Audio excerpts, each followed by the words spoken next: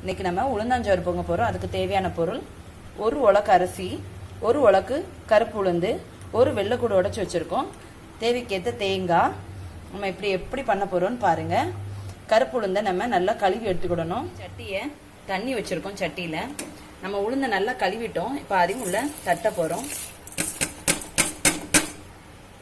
நல்லா கிண்டி விடுங்க. இப்படி இது ஒரு கொதி வரட்டு. நல்லா இந்த டைம்ல நம்ம வெள்ளைக்கூடு போட போறோம். வெள்ளைக்கூட போட்டுருங்க.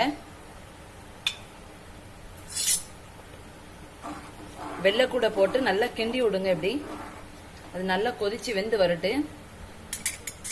பாருங்க, உளுந்து வெந்துட்டு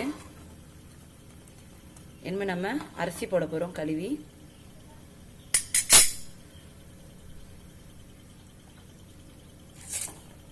போட்டாச்சு.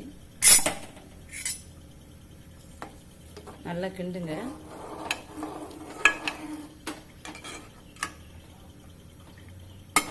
இப்போ அரிசி போட்ட பிறகு தேவைக்கேற்ற உப்பு போட்டுக்கோங்க.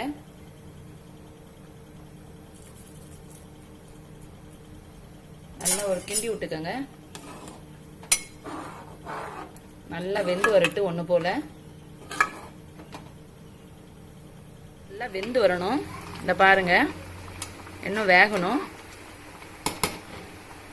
உங்களுக்கு தண்ணி பத்தாம இருந்துச்சுன்னா கொஞ்சம் தண்ணி ஊத்திக்கங்க. தேங்காய் போட்டுருங்க. உங்களுக்கு இன்னும் கொஞ்சம் தேங்காய் போடணும்னா நீங்க போட்டுக்கலாம். நல்லா குழஞ்சி வேகணும். நல்லா வெந்துட்டு பாருங்க,